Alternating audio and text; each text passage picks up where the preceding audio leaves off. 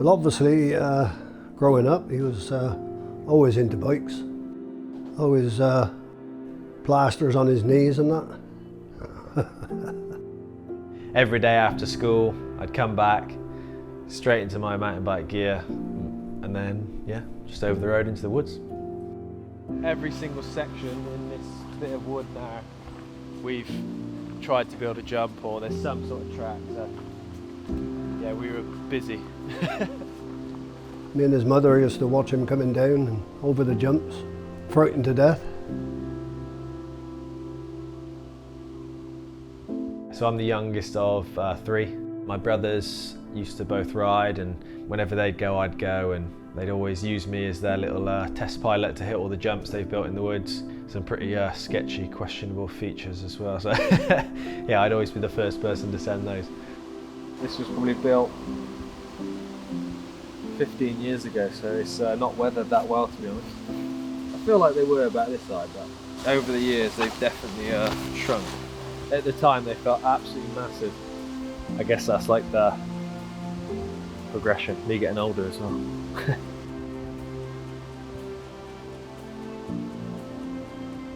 Der Andi war sehr aktiv, sind Berge, Wandern, Schwammerl suchen und Radl fahren. Wo wir zuerst gewohnt haben unten, da ist er mit einem Radl umeinander gefahren in der Wohnung drin. Da hat es dementsprechend ein bisschen ausgeschaut, die Türverkleidungen waren zum Motzen. Oder beschädigt jetzt einmal so. Aber er hat schon früher angefangen, ganz früh. I think like pretty much every kid who likes biking, I just rode down our driveway and tried to do big skids. We built some trails in the backyard as well, me and my neighbor, with some cool wooden features. Ja, das ist so ein Foto vom Training, da hat er selber Schanzen gebaut. I think the real passion for mountain biking started when I was 11, 12-ish. I was watching the World Cup in Hatton.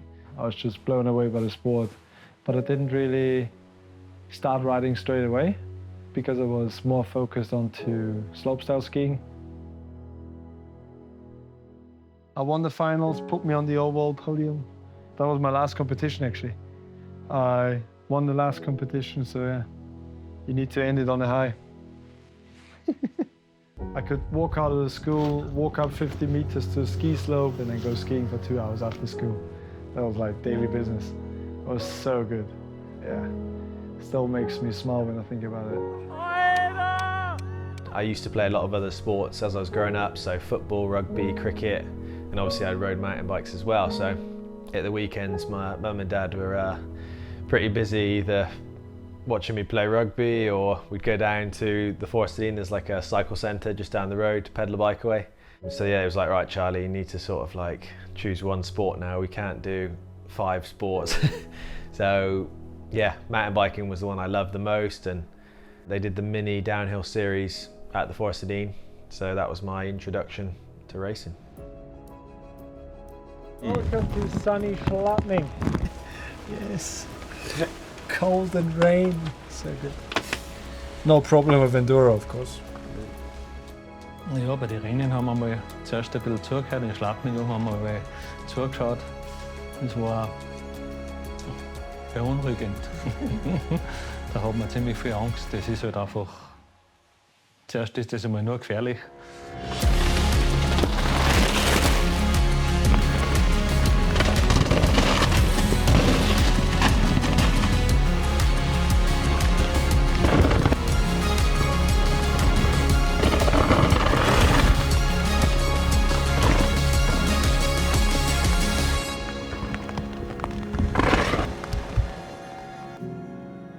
I think I was 15 when I went to Bike Park Schladming and rented a bike, a proper downhill bike. Remember I crashed it pretty hard on that day into a tree. I was so scared it was broken because it was so expensive probably back then. A year later, when I was 16, I bought my first downhill bike. 3 weeks later, I started racing, and yeah, since then it's the passion. Starting off, I think my first race, I was on this like Kona hardtail, absolutely bouncing down the track. Rode my bike, my hardtail actually, down the World Cup track in Schladming. Had to put my chain up every 200 meters-ish.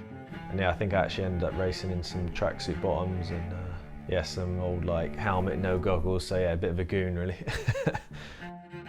The little races we were doing down at the Fod, he started winning them by quite a few seconds, 5 and 6 seconds on a short track. So he knew there was something there. Obviously then we started travelling, all the big British ones, when he started getting a bit older, and he started winning a couple of them. That's when we knew that that was going to be his job.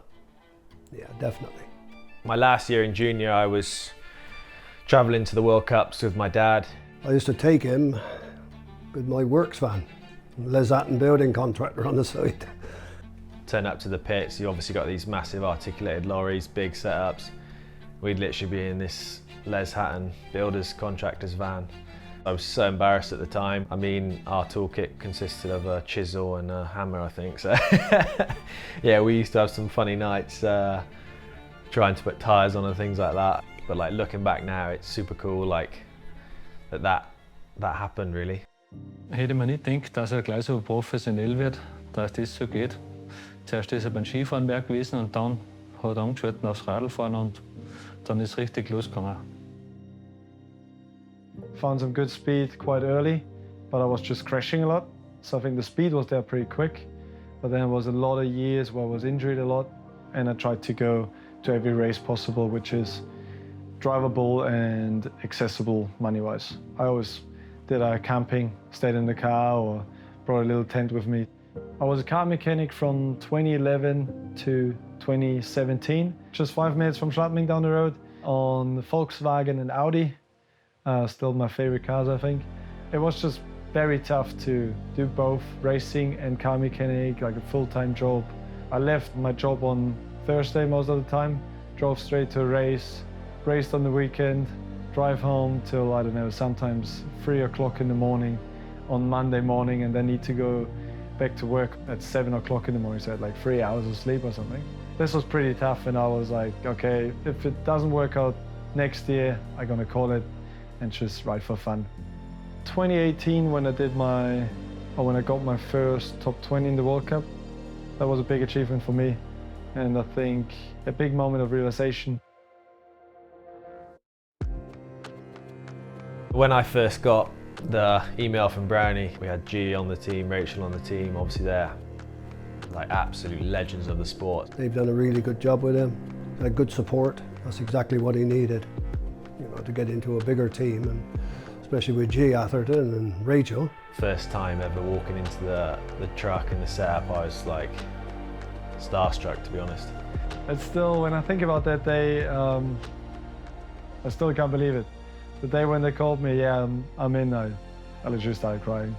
For me, it was such a big deal.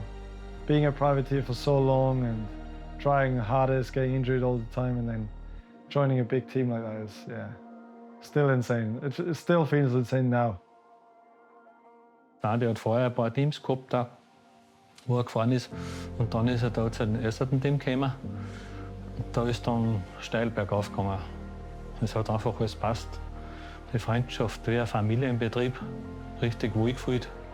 Das hat er selber verzweifelt, dass das so passt, gut ist. Einfach wie eine Familie.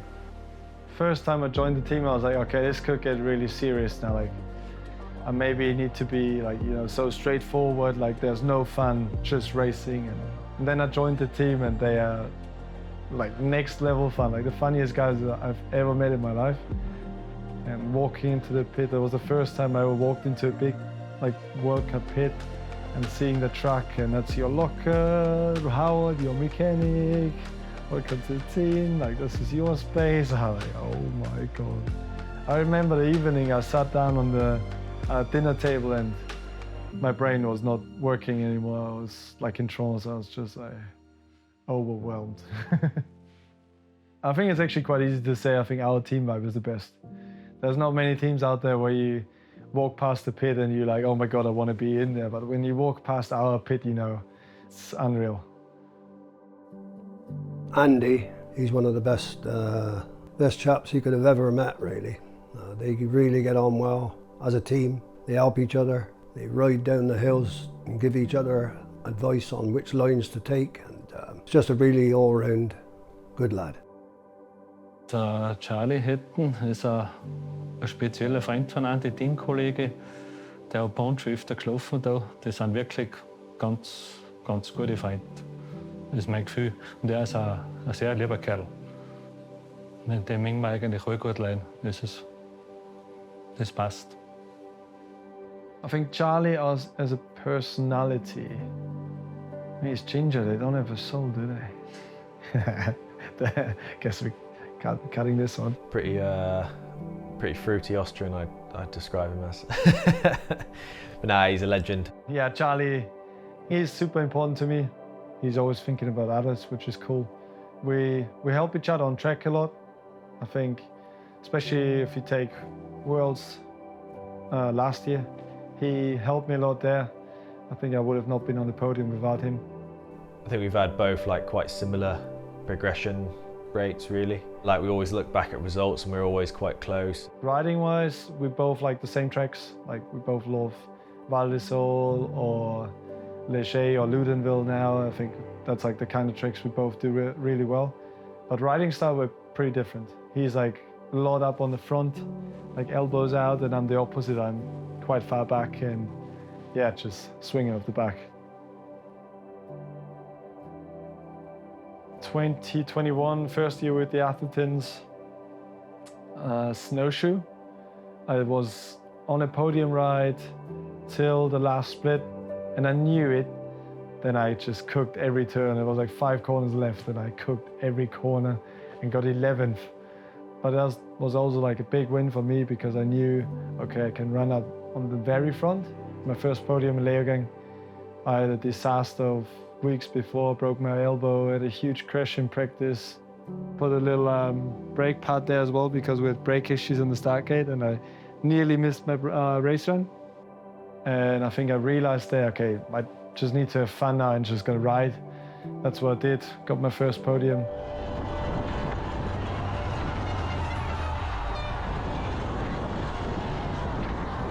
Obviously, 2023, my first win in Leogang, in front of my home crowd, fans, family, like literally best day possible.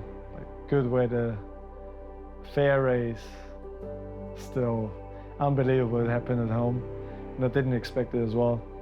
Don't know if there's gonna be a day which is gonna be that day because it was just dreamy. Da kann man wirklich stolz sein drauf. Das ist außerordentlich. Das ist einfach, das kann man fast nicht glauben. And obviously getting second behind Charlie. That's another one. Still to this day, it just feels like a blur. I think his best World Cup is about 7th or something like that, which top 10 was we thought was pretty good. But to win a World Champs, something special, yeah. Well, I mean, any rider, it's their like ultimate goal is to win World Championships. So for me to do it when I hadn't actually like won a World Cup yet or even been on the podium or a World Cup yet, it was quite a big step I'd say.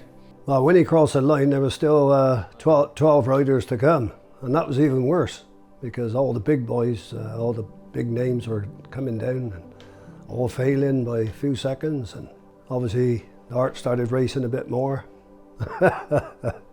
And eventually his teammate came down, Kolb. I really wanted to go for the win there after winning Leogang a couple of weeks before. And I crossed the line, I remember, and I was like, oh, second place, damn it. I look back, who is first, and look at, wait a second, Charlie Hatton, what's going on?